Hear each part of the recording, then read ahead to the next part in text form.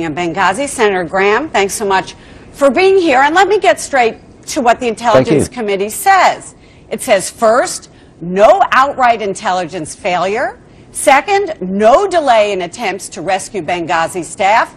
Third, those famous Susan Rice talking points were inaccurate but not deliberately misleading. Senator Graham, the report says the misinformation was flawed, yes, but no political cover-up by Susan Rice or anyone else. So, does this exonerate the administration? In my view, Trey Gowdy and Elijah Cummings are doing a good job looking at Benghazi as a whole.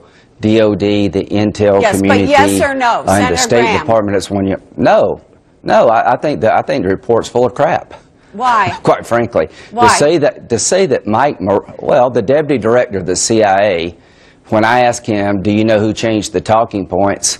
and with Senator Ayotte and McCain and Susan Rice sitting by his side, said the FBI changed the talking points when it came to references to Al-Qaeda. Only later did we find out through a lawsuit that Mike Morrell was deeply involved in changing the talking points, the deputy director of the FBI, when he was sitting in front of a congressional panel and he was asked, does anybody here know who changed the talking points? He sat silent. So no, the intel community, through him, lied. So you're saying the intel community is lying to the House Intelligence Committee. The administration's not exonerated. No, I'm saying the House Intelligence... No, I'm saying the House Intelligence Committee is doing a lousy job policing their own.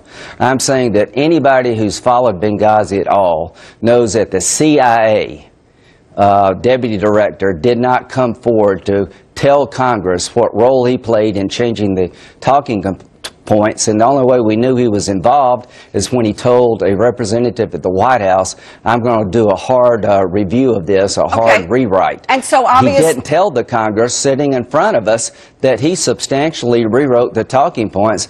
And who told Susan Rice that the consulate was substantially strong and significantly secured? Well, that wasn't in the talking points, but she said that. Okay, but what the CIA, deputy CIA director you're talking about said was they got conflicting information. The mistakes were a reflection, this is what he says, of how little we knew at the time. But let me move on. That's not the question. Well, can I interrupt? Absolutely. That's not the question. The question was not how you gathered intel. Who changed the talking points? It went through several changes.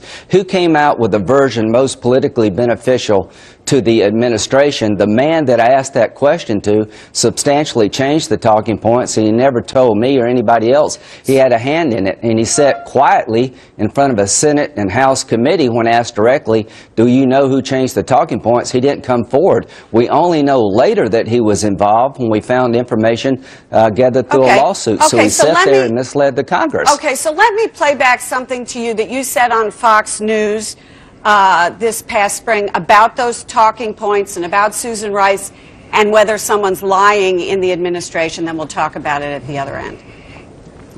3 days after the attack, they did not give a damn about the intelligence. They wanted to create a political narrative to protect the president. And I'm not going to stop until somebody's held accountable for allowing it to be a death trap. Somebody be fired for not coming to the aid of these people for 9.5 hours, and somebody ought to be fired for lying to the American people. We're worried about the re-election, not telling the truth. And when Susan Rice said, I have no regrets, I gave the American people the best evidence available, that's a bald-faced lie.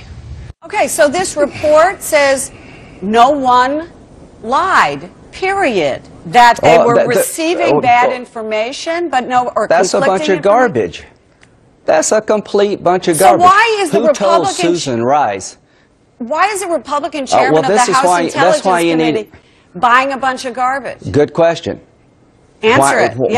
Why? That's it. Yeah, I don't believe that the report is accurate, given the role that Mike Morrell played in misleading the Congress on 2 occasions. Why didn't the report say that? And here's my point. When Susan Rice was on television after the attack, she said on 3 different occasions the consulate was strongly, substantially, and significantly secured. Nothing could have been further from the truth, and there's nothing in the talking points about the level of security. She gave an impression to the American people that these folks were well taken care of when it was was in fact a death trap. Who told her to say that? Well, Ben Rhodes came up with the talking points saying, under no circumstance can we suggest this was anything other than a riot caused by a video, when there was no evidence of that. To your point about the death trap, Senator, this report also says that there, and I'm quoting here, that there was no evidence that there was a stand-down order or a denial of available support. Do you still believe that there was? I can tell you that 3 contractors working for the agency said that they were told to wait for 20 minutes. This report puts all the blame on the State Department and absolves the intelligence community. When the Department of Defense committees looked at it, the Department of Defense was held blameless. At the end of the day, everybody's pointing fingers to everybody else. That's why you need a joint select committee. Thank God for Trey Gowdy and Elijah Cummings. And when the Intel Committee says there's no evidence of manipulating the American people, that is absolute garbage. When they say there's no evidence that CIA personnel misled the Congress regarding changing the talking points, that's a lie, because I was on the receiving end of the lie. Let me ask you this. You know, the American public might be saying after 8 investigations that it's enough already. That this is overkill, that we don't need another investigation, that we shouldn't be spending taxpayer money on yet another investigation. My response is that if we're overreaching, if Trey Gowdy and Elijah Cummings are doing this for the wrong reasons, it will blow up in their face. If the things I'm saying about this episode fail to bear fruit, it will blow up in my face. But I know Benghazi pretty well, and I can tell you that the people who have been looking at Benghazi in a stovepipe fashion have not come up with what I think is a reasonable explanation for all the shenanigans and the lack of being prepared on 9/11. And I hope that a joint committee looking at all 3 agencies together rather than stovepiping can get through this. But as to our friends on the Intel Committee in the House, I don't buy the idea that the agency did not mislead the Congress because I was there when they misled me.